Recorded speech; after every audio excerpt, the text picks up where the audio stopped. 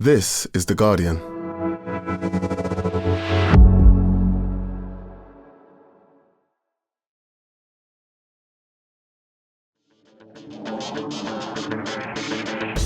Hello and welcome to the Guardian Football Weekly. A busy pod today. We'll start in North Macedonia. Elis James from his hotel bed the morning after a wild injury time, and Craig Bellamy's unbeaten record remains intact just as Wales manager. From there to Argentina hammering Brazil in a game that looks so beautiful just for the kits before you even get into the game. We'll round up the latest qualifiers, ask about the implications of Iran and others qualifying for a World Cup happening partly in the US, given Donald Trump doesn't appear to want any Iranians in the country. While we're on FIFA, Gianni's gone full Austin Powers with his prize money for the Club World Cup. Back on the pitch, we'll look ahead to some fascinating FA Cup quarterfinals. And then what a result at the Emirates. Arsenal's women get Real Madrid on a proper surface and win 3-0, 3-2 on aggregate and into the semis of the Champions League. And then author James Montague joins us to talk about his new book, Engulfed, How Saudi Arabia Bought Sport and the World. All that, plus your questions.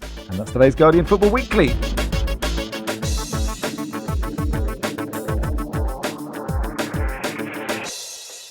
On the panel today, Philippe Auclair. Bonjour, ça va? Bonjour, ça va, Max? Yes. Will Unwin, welcome. Hello, Max. And hello, Robyn Cowen. Hi, Max. We begin in North Macedonia. Matthew says, the people want an Elis voice note, please. Yes, North Macedonia won, Wales won. Here is Elis James.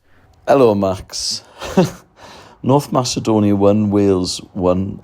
I don't really know what to make of it. It's quite a hard game to process because, away from home, in North Macedonia, the game seems to be heading to 0-0. You're thinking, okay, fine, a point away from home, I'll accept that, even though we'd monopolised the ball and dominated the game, really, but just hadn't created very many chances. Couldn't turn that possession into chances, and the chances we did create, we didn't take. So you're thinking, you're trying to be reasonable about it and rational, and then obviously they score in added time, and suddenly it's a disaster.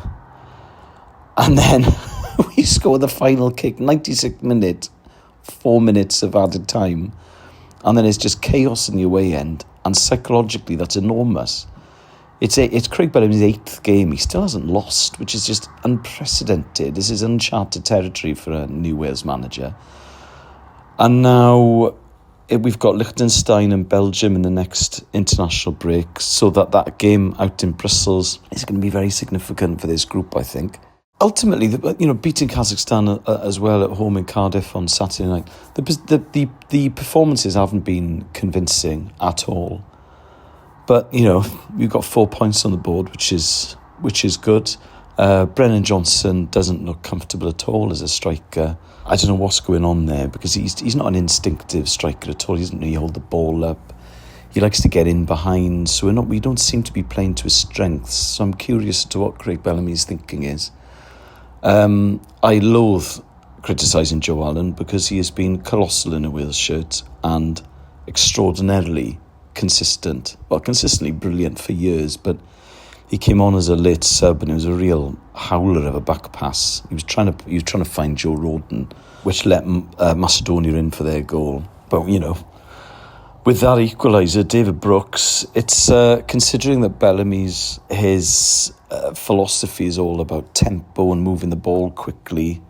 It ended up being a very old school goal, almost like a sort of Iwan Roberts, Craig Bellamy at Norwich in the 90s, big man, little man combo.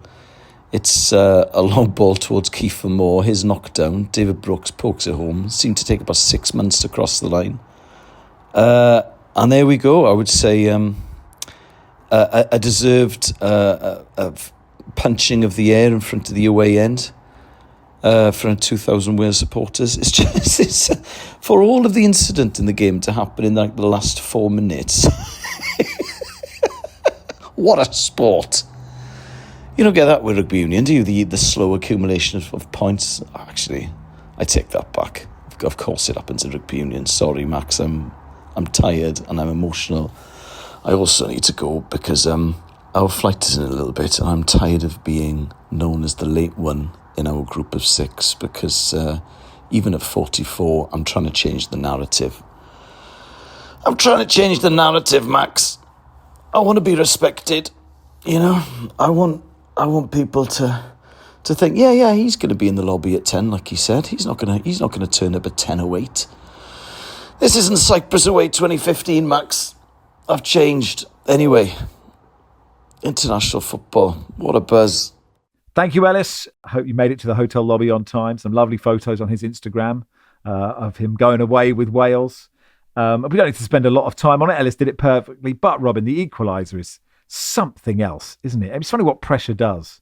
How that ball managed to squeeze in, I have no idea. Yeah, Elis said it, didn't it? It took 6 months to go in.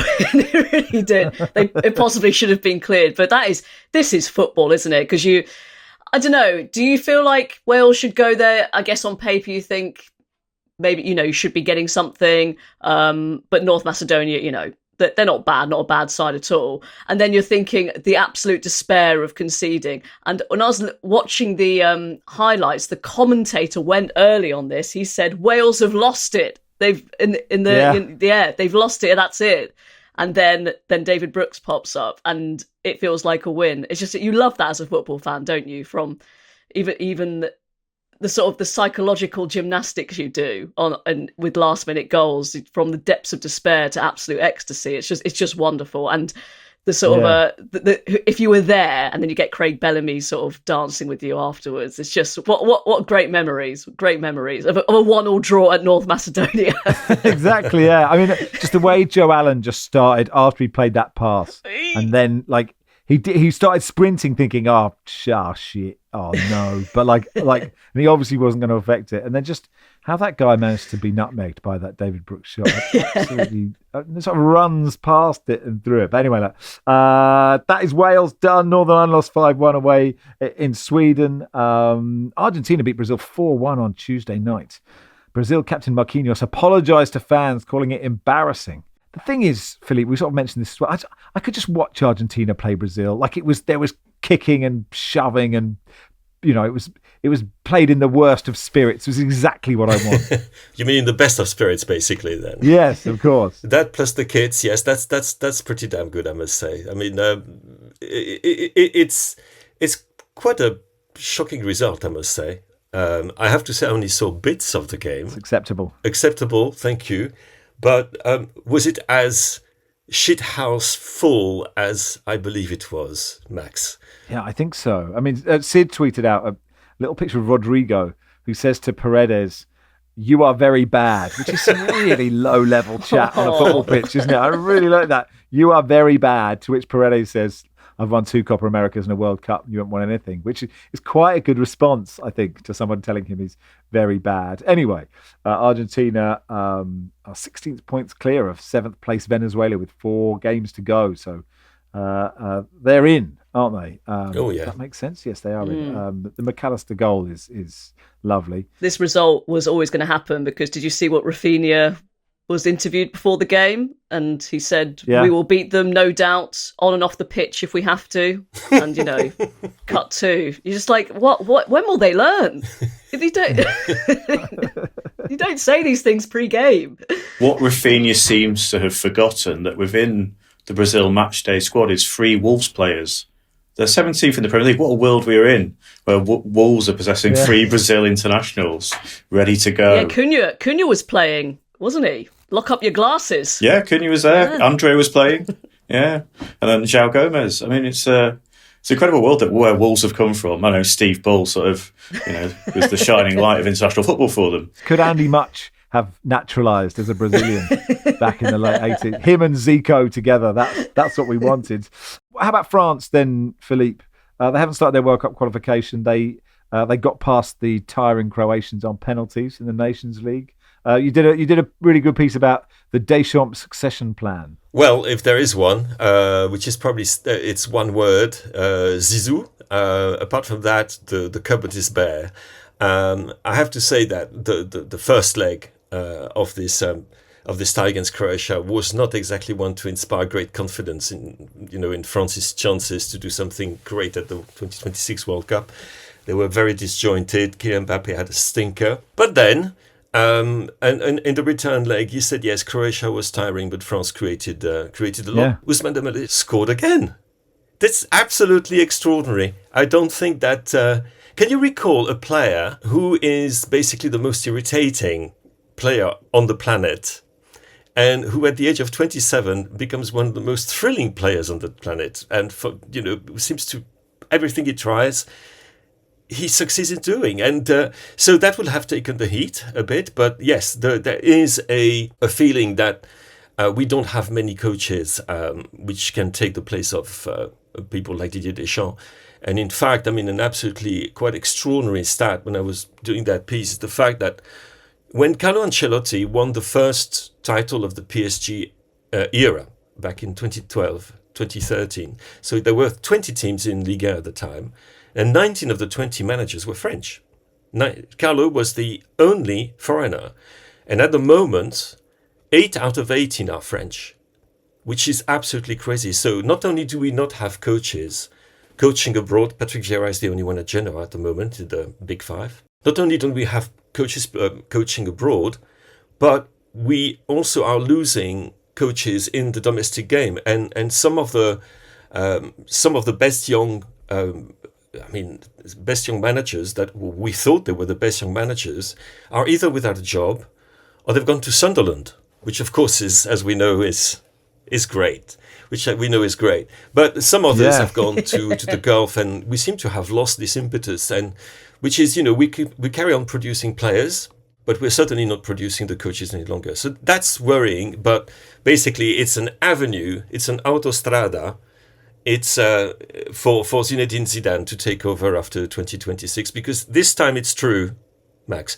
Didier Deschamps will no longer be with the French national team after the 2026 World Cup, if there is a 2026 World Cup. On Parlez le Sport, are they doing phone-ins going, où est le chef français? Où est le what's manager? Le manager, le coach. Où est le manager français? C'est un grand problème.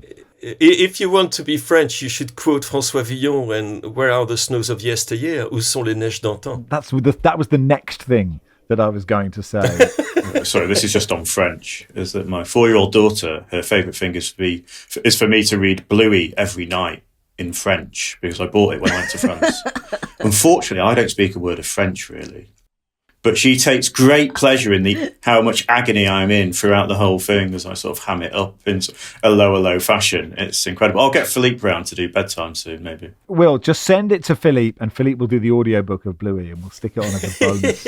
I want to hear Will's version, though, as well. I want to hear what he's Of course, yeah. Oh, absolutely. That is very much the reverse of the French policeman in Allo Allo, isn't it? Is what I would expect. In African qualification, Algeria, Egypt, Morocco, South Africa, Tunisia, all on the verge of getting through. Potential shocks: DR Congo are top of a group that includes Senegal, could qualify for their first World Cup since '74, where they featured Zaire. You will remember the defender twatting that free kick. Always worth reading up on the whole story around Zaire in 1974 in the World Cup, because it's just a totally fascinating story that we don't really have time for right now. Cape Verde, 1 point ahead of Cameroon in Group D. Nigeria, fourth in Group C, behind South Africa, Rwanda and Benin. So only the 9 group winners qualify. The 4 best second-place sides play off for a spot as well. Now, Philippe, Iran have qualified for the World Cup thanks to their 2-2 draw with Uzbekistan. And this could affect DR Congo as well, actually. But the senior sports editor for The Guardian in the US, Alexander Abnos, writing, the country's current relations with the US, which will be hosting the bulk of the tournament's games, could make it hard, if not impossible, for Iran's fans, potentially even players and staff, to travel to the country for the games. In a recent memo, the issuing of which was reported by Reuters, Iran was listed among 41 countries that would face partial or complete bans on citizens entering the US by Donald Trump's administration. Iran specifically is listed among a group of 10 countries, including Afghanistan, Syria, Cuba, and North Korea, that would be set for a full visa suspension. DR Congo also on that list. This is a headache for FIFA. I don't know if it's one they'll care about. To be honest, it's nobody quite saw it coming, because you would have thought that just like Russia did for the 2018 World Cup, you would have a kind of visa waiver for the fans, that when you buy a ticket, buying a ticket is almost like buying a visa at the same time. That doesn't seem to be the case. And the problem is that Algeria is on the red list, but I was checking, Venezuela is also on the red list, and Venezuela are in the playoff place, which is going to be played, by the way, the playoffs for the 2026 World Cup with representatives from various confederations. It's going to be played in America as well. Venezuela is very much on the red list. And so, yes, the question is that will even the officials and the fans be allowed to travel? And there are other countries who are also in the so-called orange and yellow bands. And in the yellow band, which can be upgraded to orange, and in which means that people who come with ordinary tourist visas are actually refused access, you've got countries like Cameroon. You know, I mean, it is an absolute headache. It's completely, it's never happened before in that way. You are trying, you know, people will say, well, maybe they can try for the games from the red list countries played in Mexico or Canada. But there's actually only one spot available where you could possibly play all of your games in Mexico, I believe. But if you go out of the group phase, you will have to play in America at some point. Of course. Yeah. So what it means for those countries which have qualified is that basically at the moment, should, by the way, this project or this plan by the Trump administration become law, or what passes for law in America these days, it means that there would be absolutely no way for anybody associated with those countries to travel to the World Cup. And which also goes completely against the idea that the FIFA World Cup is almost like a country in itself, which moves every 4 years, the Men's World Cup, and basically puts up the big top, and it is its own country. It's got its own rules and so forth. In this case, it won't happen. And there hasn't been any reaction by FIFA, by the way, to that. And we're already going to see what's going to happen, by the way, for the Club World Cup, because we might also have some interesting things happening as soon as this summer. Yeah, well, you mentioned the Club World Cup. They've announced the prize money for it. A fund of $1 billion. It is Austin Powers. It's set to be divided amongst the competing teams. Group stage, you can earn $1 million for a draw, $2 million for a win. This is all US dollars. Round of 16, another $7.5 million. 13, just over 13 million. Quarterfinals, 21 million for the semi-finals. The runner-up will get 30 million. The winner will get 40 million. So you could get $125 million, I think. Gianni said the distribution model of the FIFA World Club Cup reflects the pinnacle of club football, as he spat at the Champions League trophy, and represents the biggest ever prize money for a football tournament comprising a 7-match group stage and playoff format. In addition to the prize money for the participating teams, an unprecedented solidarity investment program where we have a target of an additional $250 million being provided to club football across the world. This solidarity will undoubtedly provide a significant boost in our ongoing efforts in making football truly global. Robyn, any thoughts, Robyn? Yeah, just putting my little finger up to my mouth, like I don't know. We need Philippe. Philippe needs to, because you do get desensitized to not only these amounts of money, because it kind of means nothing anymore, right? I mean, do you see what I'm saying? Like, I don't even know how to compute it. Yeah, well, I mean, in the WhatsApp group, you said, look, the winners of the 2023 Women's World Cup got $10.5 million. Is that right? Correct. So that's an interesting comparison. But I guess the point is, Philippe, is they've looked at this competition, they've gone, no one cares. If you throw enough money at it, suddenly, if you're Man City and you go, well, hang on, we can get $125 million, that's quite useful suddenly, isn't it? Do you remember when Ancelotti, him again, and did this interview in which he said, the Club World Cup, we're not going to bother with that, we're not going to play it. And then he was quickly put back in the right lane by Florentino Perez, his president at Real Madrid. Yeah. But one of the things that Ancelotti had said is that the money they propose is absolute rubbish, so there's no way we're going to do it. And the thing as well is that the Club World Cup struggled and for a long time to find a broadcaster, as you will remember, and miraculously at the last minute, DAZN jumped in and gave, guess what the sum was? $1 billion. Really? And then what happened afterwards is that, surprise, surprise, there was a massive investment in DAZN by Saudi Arabia for $1 billion. $1 billion.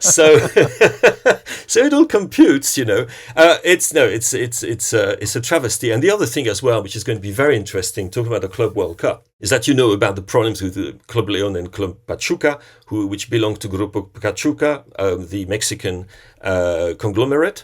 And both of them have qualified, but Article 10.1 of the Club World Cup regulations prevent clubs which have got shared ownership to take part in the same competition, right? Yeah. And so finally, after doing the draw in which Club Leon and Club Pachuca were, and Club Leon actually bought James Rodriguez because of that, because they want to make a big thing of that Club World Cup. So 3 months after the event, FIFA turns around to them and say, well, you know what? Actually, no, only one of your two clubs can take part. Okay, so at the moment, it looks like Club Leon is not going to take part. But to be honest, Max, we don't know what's going to happen because it's going to end in tribunal. But can you imagine a club which has qualified for the Club World Cup, has taken part in the draw, is then told, nah, you can't come, and then you hear $1 billion to be shared? I think if I were the people from Group Bactrica, I would be well pissed off. Yeah. And I would be well pissed off as well now do you remember Inter Miami when they were brought in so that Messi could take part in the Club World Cup, despite the fact they hadn't won the right competition? Well, what about the other MLS sites? What are they going to say? Oh, come on, Inter Miami, could you share the money with us, please? That's not going to happen, is it? So that's another can of worms in the... Because we needed one. We needed one, didn't we? Gianni's bunk. It's a bit like in The Last of Us when they suddenly found this place where people have been stacking, tins and whiskey and everything. And here in Gianni's bunker, it's just like can of worms after can of worms after can of worms. Yeah. Well, look, we're going to open one in part 3 with James Montague, but perhaps part 2 will be worm-free. We will find out in just a second.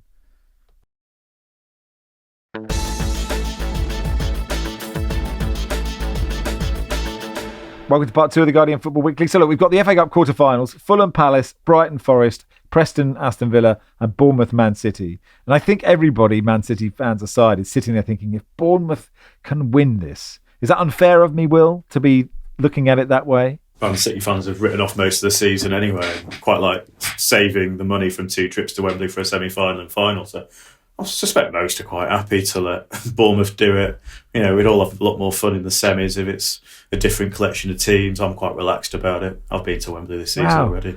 God, the entitlement. The privilege. Yeah, exactly. The privilege. Just pouring off you. That's how to deal with a shit season. It's going, don't really mind. We've been there so many times. But it would, like Robyn, it would be good, wouldn't it? If that's what we hope for, is just like 2 teams in the final that haven't won it for donkey's years or have never won it.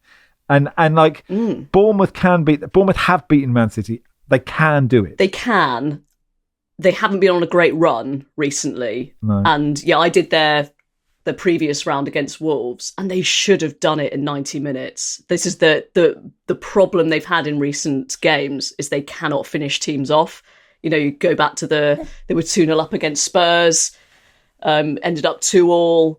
I've also just seen that they don't have Kerkez or Howson for this one because they're suspended. So that's 2 very big blows. Yes, I'm not sure if there's been a better fullback actually in the Premier League. Kerkez is an absolute machine. He's amazing. So when you think back to kind of, that amazing result they had at St James's Park where Justin Kluivert was kind of, wafting everything in, the finishing has sort of eluded them. They definitely can, as you said, and the Man City are definitely beatable still. They still don't look right at all. But I do think, because of those absences, it's going to be slightly trickier, perhaps, than they'd like. Brighton Forest, Will, you've seen a lot of Forest this season, haven't you? Now, they're clearly having a brilliant season. They beat Brighton 7-0 in the league not long ago, and since then, Brighton have become the best team in the division. Just on City fans, again, I'd just like to say that we're all saving our money for the Club World Cup because we just can't win. Okay, yeah, no. Just $1 billion. It's all they're talking about on the streets of Ancoats, I tell you. Yeah, I thought so. Yeah, I was at that Forest v Brighton match, and I'm quite convinced it was the worst performance in Premier League history from Brighton. They decided to play with no midfield, which was an odd decision, and got absolutely hammered from start to finish. They weren't in the game. It was genuinely embarrassing to watch. Just looked like a Sunday League team. They had one midfielder, I think it was Hinchelwood, who by himself was getting overrun hilariously. It was pathetic. But as you say, they've picked up. Forest have maintained their standards, and I think going there off the back of beating them 7-0, they'll be very keen. I think Forest have got a slight injury worry with Chris Wood, that he went off injured against New Caledonia, but also the fact that he's had to travel so far for international duty is a key man. I think it was 18 goals this season, something silly like that. That he's coming back for the biggest game they've had in a while, chance to get to Wembley, etc. So that'll be a little bit of a concern, but they're doing so well, they're so confident within themselves and what they do under Nuno, and had a bit of a time to relax and regroup, I guess. Murillo, unfortunately, was part of that Brazil team that got hammered by Argentina. So another one that's had a bit of travelling to do. But if you beat a team 7-0, you'll be so arrogant going into that game. It'll be impressive. But that's what football's like, being arrogant. Let's be honest. They need that confidence in themselves. It'll be interesting to see whether Brighton are sort of a bit nervous having seen what can be done to them, or they want that revenge, the old wounded animal. But they're so good. They've got so much quality. They drew at the Amex, so it is that was a far tighter game, and maybe the better example of the two times they've faced each other this season. So, no, I think that'll probably be the game of the weekend, if I'm being honest. Yeah, Fulham Palace is very hard to call, Philippe, isn't it? And not just that game, but all these games, because of the opportunity, right? You even if City get through, you may avoid them in the semi-final. Yeah, possible. Like, there is an FA Cup final just itching for one of these teams to get to, and it could be one of these two teams.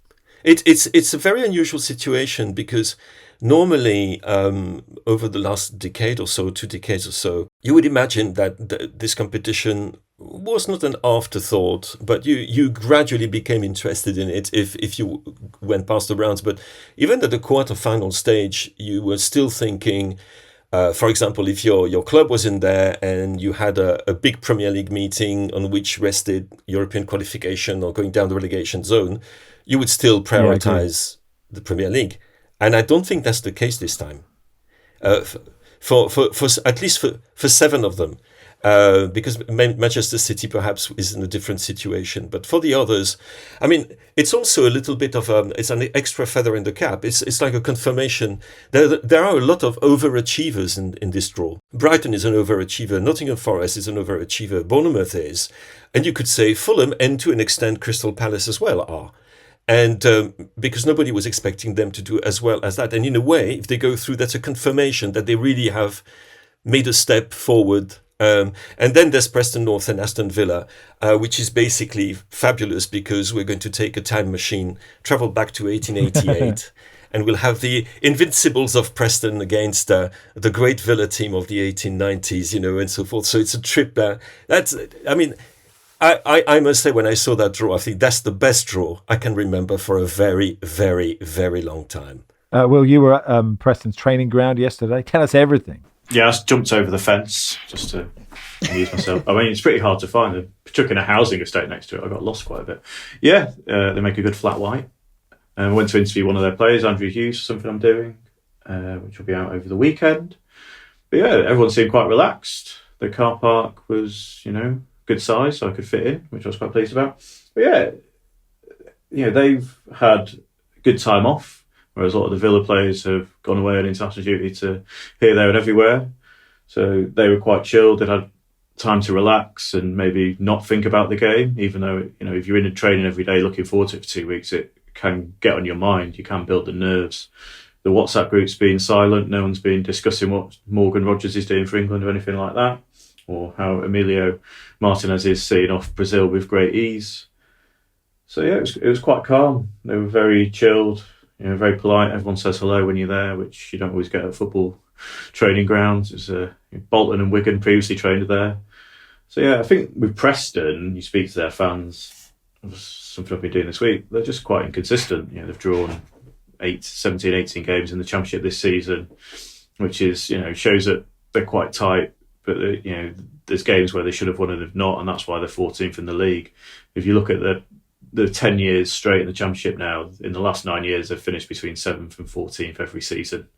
It's one of those, they always think they can get promoted at the start of each season, but they just lack a bit of consistency, that extra bit of know-how maybe, or even a bit of quality, and they're just steady. And so everyone in Preston has been building up for this day, because they've not made it past the 4th round in the league or FA Cup for well over a decade. These things don't come around very often. Mother's Day is cancelled in Preston on Sunday. It's not taking place, unfortunately, for a lot of them. I was speaking to someone, they told them, no, Sunday roast is off. It's half on at Deepdale or nothing, unfortunately. And this is it. These games don't come around. They're the final team outside of the Premier League in it. We can talk about Brighton, Bournemouth, but they are expected to get to these sort of stages, even though they don't that often, because a lot of time they rotate the players. Whereas Preston aren't. Preston know their season is done after this. They're not going to achieve anything. And they've got a lot of players that know this is their only chance they're ever going to get of reaching an FA Cup semi-final. And on the upside, if they do reach Wembley, all those people that have ignored their mothers on Sunday, they can take it for a day out, because it'll clear the city with 40,000 at Wembley for a semi-final. I think we should mention Jean-Philippe Mateta, I think, will be back for Serious? Palace. Wow, that's quick. Yes. 25 stitches. Incredible. And wearing some sort of protective gear. Be like Bane. He'll be dressed like. I know he's got his trademark kicking the corner flag celebration, but I do think a great flex would be him cupping his ear. Yeah. Or his, the one that used to be there. Let's talk about Trent Alexander-Arnold. Real Madrid in talks over finalising the signing of the Liverpool fullback. Could he play midfield? Always wondered that. Anyway, on a free transfer this summer, he's 26. He's played 350 times for Liverpool. Been there since he was a kid. He'll probably finish the season with another Premier League winners' medal. 5-year deal for the biggest club in the world as he enters his peak. Seems, Philippe, like a good idea. Did you say biggest club in the world? I think we're going to get an email from Sir Jim Ratcliffe. Okay, well, you say I'm not sure he listens, and I think he may have used to listen. I suspect he doesn't anymore. But yeah, I mean, what do you make of this move? It seems very sensible to me. Yeah, it seems very sensible. It's one of those, to be honest. I mean, is anybody surprised this is going to happen? Absolutely not. I think the deal has been discussed for a very long time. Liverpool were quite clear as to that they don't seem to think that is perhaps the best. Right back that they can possibly have. They'll be sorry to see him go. They'll wish him good luck. I think it's one of those that is always going to be win-win-win-win-win situation for absolutely everybody concerned. Do you think so? So I mean, I think Liverpool probably don't think that because they're not getting a transfer fee, and he's a brilliant footballer. Well, if they had wanted a transfer fee, they could have woken up a little bit earlier, couldn't they? And they didn't. So the situation is that 3 of their biggest players are coming to the end of their contract in June. They didn't do the necessary, or didn't think they had to do the necessary, and had other plans. I mean, given the way that Liverpool have been going on about their recruitment, I very much doubt that it was about a forgetfulness, that they simply forgot that their player was coming to the end of its contract. No, it's not. But once the situation was known to everybody, I think this was the issue, the conclusion that everybody was expecting, and in a way, I think he will probably be perhaps feel even better in La Liga than he does in the Premier League. I think he fits in as well with a certain type of profile that Real Madrid tend to go for. Mm-hmm. I think that the Real Madrid defending, which has already been interesting this season, will be even more interesting next. Yeah, unless they obviously do bring up some more reinforcements. But I mean, it's not, honestly, when I thought, yeah, it's happening. Everybody knew it was going to happen. It's happening. Good luck to everyone. He's been dribbled past more than any other player in the Premier League this season. He's second bottom on one-on-one duels. Among all defenders, only poor Ben Johnson at Ipswich is below him. But 64 assists in the league for Liverpool. Not this season. That's in total. He's made, since 17-18, he's made more passes into the box than any player in Europe's top leagues. But look, Conor Bradley is absolutely brilliant. So I don't think that is an issue. I guess it will change what they do in midfield, or their midfield will have to, they will obviously miss his distribution, but it will be interesting to see. Jim says, were Arsenal guaranteed progression in the Women's Champions League as soon as Philippe was confirmed for this pod? Yes, he does have a real record, unlike Nicky, of, being here for great Arsenal moments. 0-0 at half-time. So they were 2-0 down, Robyn, from the first leg. 0-0 at half-time, and then absolutely stormed out of the blocks in the second half. It was so exciting. Yeah, it was brilliant. I mean, they did batter them in the first half as well, but they just couldn't finish. And that's when you think, is this going to be one of those nights? Because Arsenal women have been guilty of just being really not clinical enough.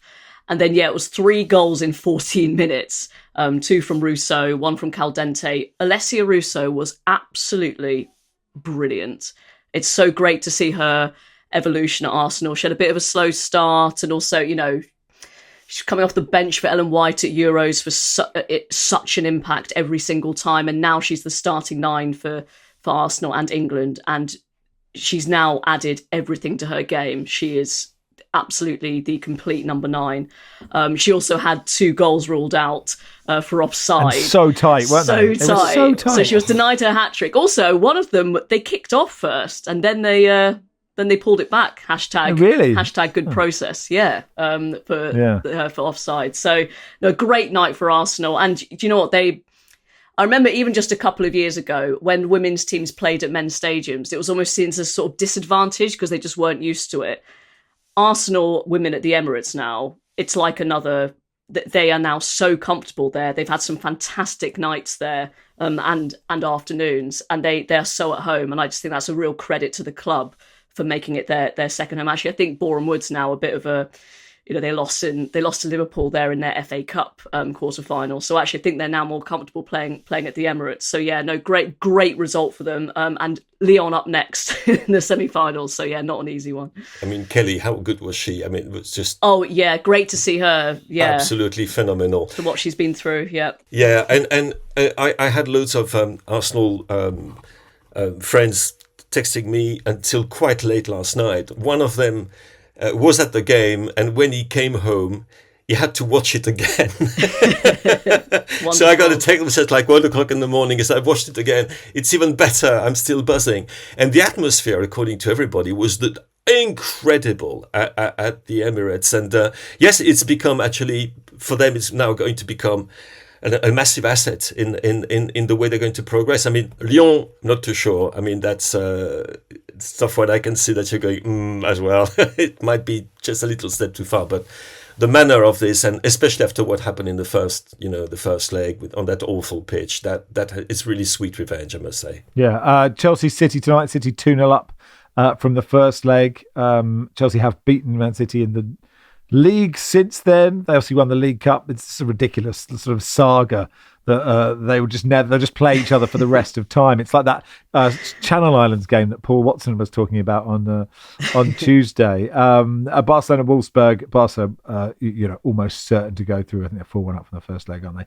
Women's Football Weekly, of course, wherever you get your podcasts. It is very good, and you should listen to it. So thank you. Now that'll do for part 2. James Montague, author, friend of the pod, will join us in just a second. He's written a book called Engulfed, How Saudi Arabia Bought Sport and the World. And we'll talk to him about that in just a second.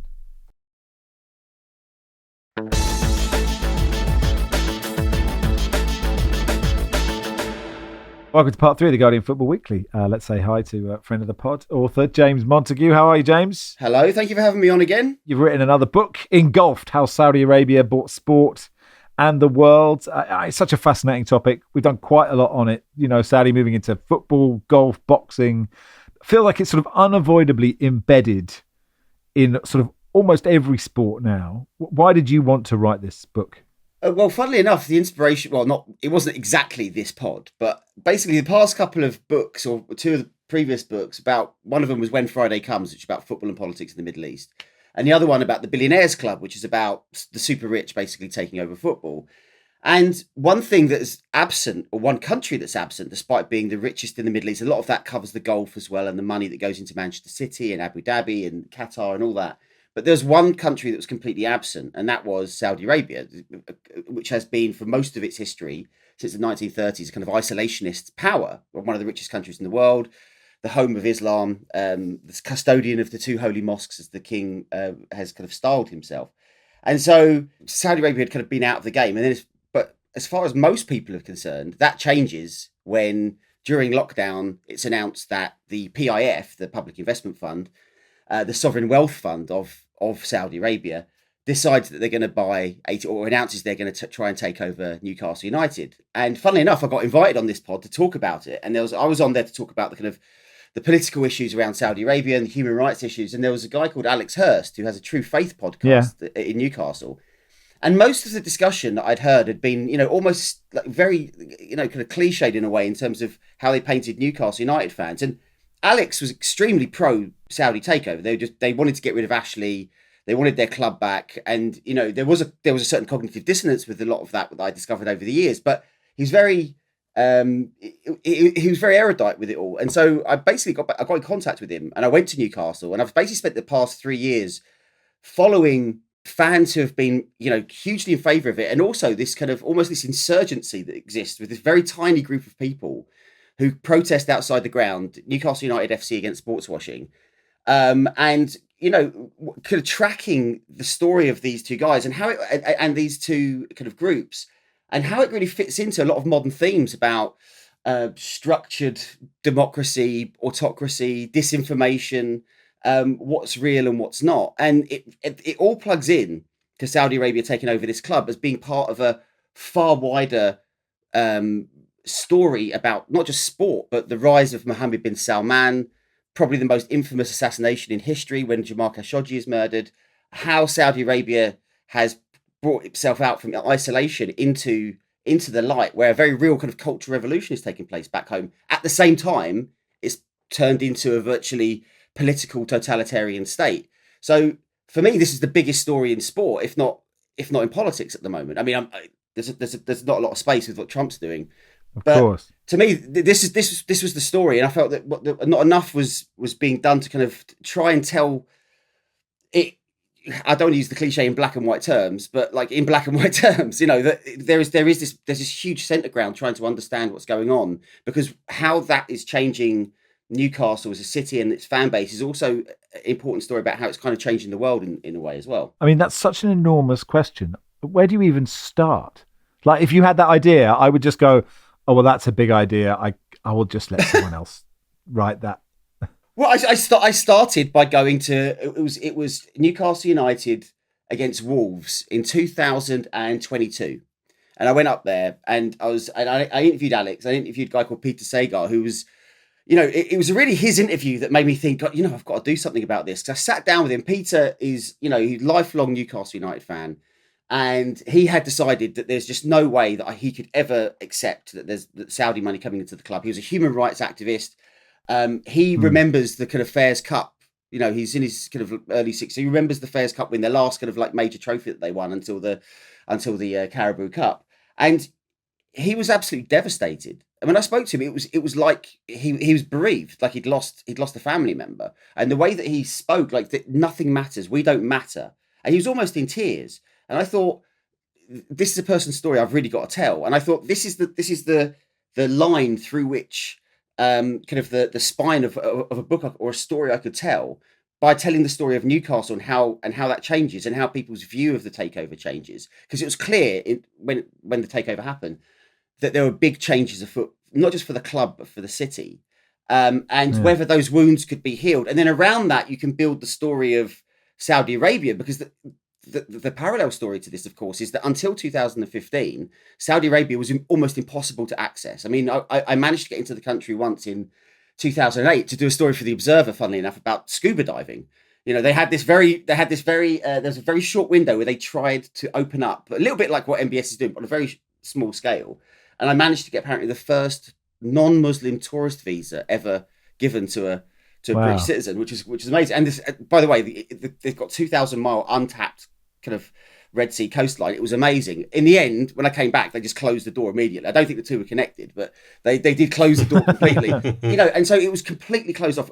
Unless you're working in the oil industry or you're a Muslim making Umrah or Hajj, you were not going to Mecca. You were not going into Saudi Arabia. And then suddenly in 2015, King Salman comes, basically ascends to the throne, and there's this whole Shakespearean story of how his favourite son, Mohammed bin Salman, outmaneuvers everybody, comes to power, and then institutes this remarkable change within Saudi society. I know you've had Lina Al-Hathlul on previously, and I've interviewed her several times for the book as well. So she tells one story which is very true as well about the political repression, but on the ground, how life has changed for everyday Saudis. Culturally, it's remarkable. It was a place you wouldn't see women in public life in 2008. You wouldn't hear music. Music was banned. You see the religious police following around everywhere. And you fast forward to when I managed to get back into the country, and it is women and men freely mixing at football matches, women driving. These all sound very basic rights, but you have to remember the context of Saudi in 2014, those things were deemed impossible because it was such a conservative religious nation. And suddenly that's changed overnight.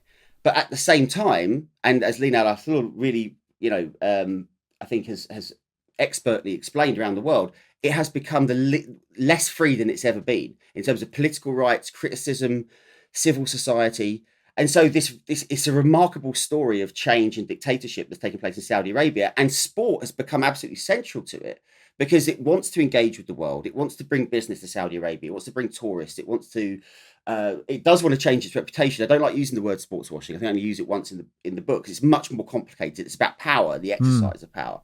But yeah, you see this huge change, and then after the assassination and the murder of Jamal Khashoggi in 2018. After that, the investment in sport goes absolutely through the roof. It's as if they put most of their chips on that and realized, well, we can engage with the world, we can change the way the world sees who we are, and we can repair MBS's reputation through sport. And it started with Newcastle United, and then it's moved on. As one writer told me, off the record, it was like a tree, right? It's the lowest hanging fruit of corruption. Boxing was the lowest. So boxing was completely was taken over completely, and I went to the Fury Usyk fight in Riyadh, which was a remarkable event to kind of go and cover.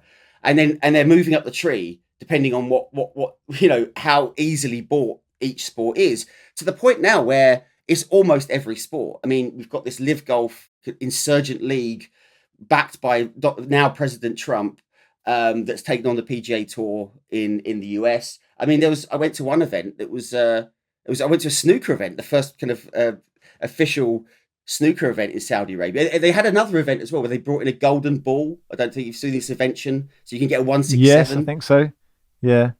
So that was an invention of Turki Al Sheikh, who's this kind of very cuddly figure who you see probably. He goes on Talk Sport a lot, talking. He's always wears shades indoors, but also one of the most powerful men in Saudi Arabia because he's one of the few people who Mohammed bin Salman listens to. So yeah, it's become vast. It's getting bigger, and the entrenchment of Saudi money, not just at Newcastle, but also in every sport and almost in every kind of facet of life. This is the start, not the end. Even when we talk about them winning the bid to host the 2034 World Cup. When Newcastle won the Carabao Cup, it was interesting. We talked about the ownership, but almost entirely across, on the day when people are covering the game, TalkSport, who I work for, or 5 Live or Sky, didn't really address it. And I suspect because it's this kind of, people don't want to hear that today. That's like, let's just have this. This is, because it was amazing for the fans. Of course it was. They hadn't won a trophy for so long. So is that a sign that it is working or not? I think they're not scared of the Saudis, and they're more scared of Newcastle United fans getting upset with them, to be honest, because it was such a big event. I mean, I was there. I was at the final. I saw Yasser Al-Rumayyan, the governor of the PIF, go on the pitch. But one of the things that's been quite interesting going back and forth to Newcastle is this idea. I remember speaking to Alex about this, and I asked him about the Saudi takeover, 2023, I think it was, and he was like, "What did you ask about the Saudis? Like, what Saudis? They're not here. Yasser Al-Rumayyan's playing golf with Trump. He seems more interested in golf." There was a moment where it felt like the Saudis had kind of lost interest in Newcastle because Premier League had brought in all sorts of new PSR rules and associated party transaction rules to try to stop them doing what kind of Manchester City is accused of doing, is with these kind of sponsorship contracts with kind of state-connected companies. And so there was this very real feeling that they weren't there. But what's, for me, one of the people I spoke to in the book, I think who really encapsulated it, is a guy called Professor Joseph S. Nye. And he's the guy, one of the world-leading academics, former Deputy Secretary of State somewhere for Clinton. Actually, he's worked for 3 presidents and advised the 4th. That was it, because he corrected me. Right, okay. He worked for 4 presidents. But he's the godfather of soft power, right? Right. Sports washing doesn't cut it, right? Power, it's about the exercise of power, and soft power isn't a lesser power. It's about making people do what you want, but without guns and without paying people off. You do it through attraction. You create attraction. People are attracted to you, attracted to your brand, attracted to the kind of direction of travel that you're going in. And so that's the power of what Newcastle United is. And that's the power of taking over all of these sports and bringing them to Saudi Arabia, is making Saudi Arabia an attractive proposition. And to us and to this pod and to many listeners, and the same thing happened with the Qatar World Cup, which Professor Nye holds up in his example, a brilliant example of soft power. To us, this sounds like we know the human rights issues, we know the contradictions at play, we speak to activists. How can people have a positive attitude towards Saudi Arabia? But outside of this bubble, which it is, the rest of the world, Saudi Arabia's reputation is burnished. It looks attractive. It attracts people. And Professor Nye really points out to Qatar, which is like a lot of people talked about workers' rights and human rights. And that's, on the ledger, that's a negative. But compared to the rest of the world, the rest of the Middle East, Africa, South America, it was a massive positive. And actually, the West's reputation was damaged because we were looking like hypocrites, because we weren't standing up for the things that our governments were doing, which they see as kind of totally immoral. So it's a very difficult corridor of moral uncertainty that is being presented to fans. But partly, Saudi wants that as well. UAE want that when they the Abu Dhabi royal family, when they buy Manchester City, when Qatar buys Paris Saint-Germain, they want that corridor of moral uncertainty. They want people to be like, they know people can't walk away. It's not like deleting Uber or saying I'm not going to go on Twitter because of Musk anymore. People don't make the same kind of moral judgments when it comes to their football teams, because they're not a business. There's something, they're attached to your soul, and you can't really walk away from it in the same way. Let me ask about the World Cup and ask about NEOM and the fact that you went to Saudi and your experiences being on the ground, because quite a lot of people, quite a lot of criticism that we get and I get is that you're sitting in a shed in Melbourne. How the hell do you know? You talk to activists, but you don't know what real life is like. Yeah. And then we have this mad sort of long-lined city that's really high off the ground, and all the steel in the world has to be there, and environmentally it just sounds like a total nightmare for the poor builder that's been put in charge of it. But what your experience, being there changes, or does it change how you feel, or does it give you a much more nuanced view, I guess? It does in a way. I've spent a lot of time in the Middle East. I lived in Dubai. I live in Turkey now, which isn't the Middle East, but it has had a huge, influence on the Middle East, especially Saudi Arabia. So I've spent a lot of time in the region, and you do have a more nuanced view, I think. You see people as they are, people just trying to get through day to day. A lot of young people you meet are very similar to young people you meet everywhere. Teenagers, Sure. They want to meet girls, want to meet boys, they want to get loaded. I don't know, but just not with booze, with something else. So it is, you do see it in it, and I would recommend going. It went from being the least free place in the world to go as a foreign journalist to suddenly you get a visa overnight, and I don't know how long that's going to last. I don't know I don't know whether it's wise I go back, to be honest. I'll have to give that some serious thought. I've probably cut myself off from 10 years of work with the World Cup coming off. But going to somewhere like, obviously I couldn't get into NEOM because it's very secretive and it's very, very difficult to get into. But I did go to Tabuk, which was the nearest city to NEOM. And there's this extraordinary story about how NEOM has bought a third division football club there. And it's kind of rebranded it as NEOM. And they've signed loads of players that no third division. They got promoted to the second division. Changed the name of the club to NEOM SC. They signed Saeed Benrahma, Ahmed Hijazi, who played for West Bromwich Albion. They signed the captain of the Saudi national team, and their project is basically they're just going to pump enough money into it until NEOM are basically champions of Saudi Arabia. Until they win the Club World Cup, and then they can then transplant its football team into this 100-kilometre long line city, which is going to have a World Cup stadium at the top of it, which is going to be run by AI, and it's going to be at the height of the Eiffel Tower. And that's the plan. And I went there and I walked into the stadium, and they had all these fans were singing with NEOM scarves. I've got a couple of NEOM scarves at home, which I think will be a great, that'd be a great thing, souvenir to have. And I walked into the VVIP area, which they invited me to, and there's all like some of the most important people in Saudi Arabia there, and they've got this 5-year plan that they're going to win the Club World Cup in 5 years, and we're going to transplant this team to the top of this brand new football stadium, and suddenly they're going to build a Real Madrid from nothing, and it's extraordinary, because I wouldn't have found that story if I hadn't gone to Saudi Arabia, turned on the TV when I was watching for the boxing, and seen a team called NEOM playing in the third division. It was on the TV on a repeat. So I would recommend anyone who wants to cover this story, they should go. It's definitely freer than it is, and it does give you a perspective. You're not going to find people on the ground criticising the government or even telling the truth about what's going on. That's not what you're going to find. Could you find them? Because I know that you gave lots of people anonymity, right, to talk to you. But how difficult was it to find people in Saudi Arabia? Yeah, I've known people, people I've known for years. People have contacted me after I've done previous reporting anonymously. But the issue isn't necessarily finding them, right? I can find them. But going to Saudi Arabia and talking to people as a Western journalist endangers people. And this is what a lot of Saudi activists said. Like, don't go there as a white man walking around expecting to find people criticizing MBS. That will get you 25 years in prison. So people are scared. You know, I went to Washington. I met Lina Al Hathlul. I met Khalid Al Jabri, who's the son of one of the former most important figures within Saudi intelligence, who's in exile now in Canada.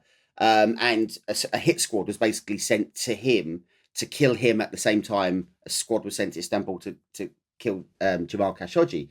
So speaking to them, you know, it was clear, like you can't. Not only is it don't do that, but it's also immoral to do that because you're endangering people. And so I think I pushed it as far as I could. But for me, it was also trying to capture the story of people who are really in favour of it, right? Because if you think about what a young person's life was in 2015, where music was banned, where you couldn't go to a cinema because cinema's been banned for 40 years, where it was just austere and suffocating, to now when you go and there's a David Guetta concert, or I mean, which I wouldn't have gone to. I don't know. Maybe I would have done if I was Saudi, but you know, they're having these massive festivals. Yeah. It's almost as free, or if you look at the kind of time out on a weekend, it's almost as much going on as there is in London, especially it's Riyadh season that they have.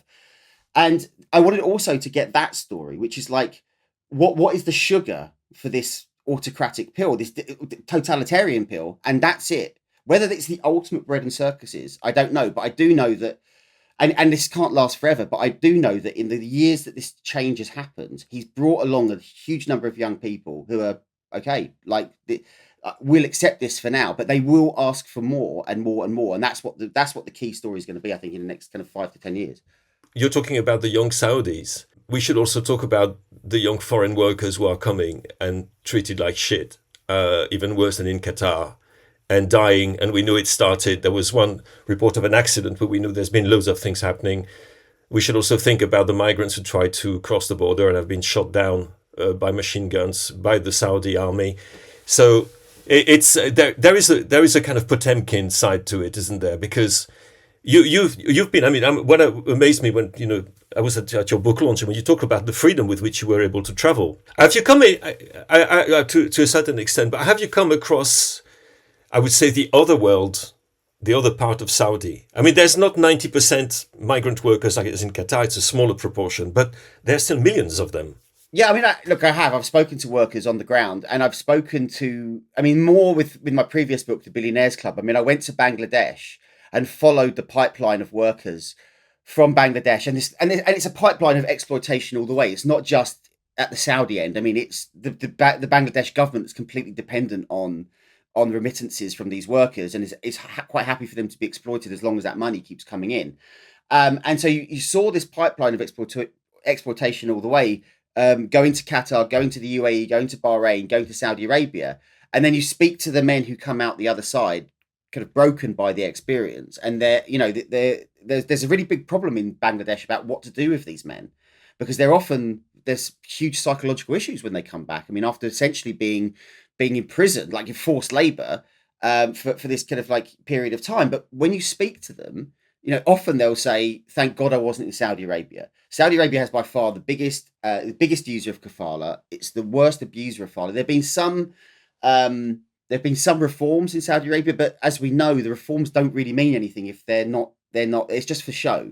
They're not actually kind of sorted out. And so this is going to be the biggest issue going forward from now on, is that, like, we don't know how many workers really are in NEOM right now. We know 20% of the entire world's steel supply is going to NEOM. So the numbers there must be frightening. There was a brilliant documentary, I think it was Kingdom Uncovered, which was on ITV, which uncovered, because one of the things I did in Bangladesh, the same thing, is that you can't find really good information about how many people are dying there. You can only go to the airport and count the coffins. That's literally the only way that a lot of people can find out how many people are coming back. And so in this documentary, they've got the figures for how many people are coming back. And I think it was something like 20,000 deaths already, in kind of 5 years on this building site. That's the entire section of the country where NEOM has been built. Now, the Saudi government have said that figure's disinformation, but no one knows, because it's almost completely sealed off to the public, and we'll probably never know. But this will be, with the World Cup coming up, and with Infantino, and I think this is a very important point to make. Infantino is in bed with basically, every autocrat you could imagine. He's an autocrat's dream. He loves Trump. He loves MBS. He's met him several times. They've already watered down all the guardrails and provisions that they were put in place by FIFA after the 2022 World Cup. So there's going to be no monitoring, really not realistic monitoring, or nothing that you can trust. So I think it's going to get significantly worse in terms of the numbers, and also in terms of the information that we get from it. And I think it's going to get harder and harder to report on that area of what's going on in the country. I mean, we should mention Sami Kunti, who did a great piece for Josimar, speaking to workers who found kind of that had gone on strike and kicked out of one kind of labour camp. He's done some great reporting around that. So it is possible, but the consequences for getting caught, are quite severe. So it's that is always something worth bearing in mind when people say, well, why aren't you in the camps there? I mean, it's a dangerous game. James, look, we will obviously talk about this subject as the World Cup in 2034 approaches. Before you start criticising us, we will, of course, talk about what is happening in the US, as we already have on this pod, ahead of the World Cup in 2026. But thanks so much, James. Really appreciate it. The book is called Engulfed, How Saudi Arabia Brought Sport and the World. And that'll do for today for everyone. So thank you, James. Cheers. Thanks for having me on. Thanks, Robyn. Thanks, Max. Oh, I just noticed the little one. Oh, sorry. There is a tiny baby. You're right, James. There is a tiny baby. It's not young Willie Rushden. He's in bed, but it is young. I presume all your children are called Barry, Robyn. Of course they are. Britain's probably fifth best tennis player of the 90s. Another Barry Cowen there. Will, thank you. Cheers, Max. Thanks, Philippe. Thank you very much, Max. Football Weekly is produced by Joel Grove. Our executive producer is Danielle Stevens.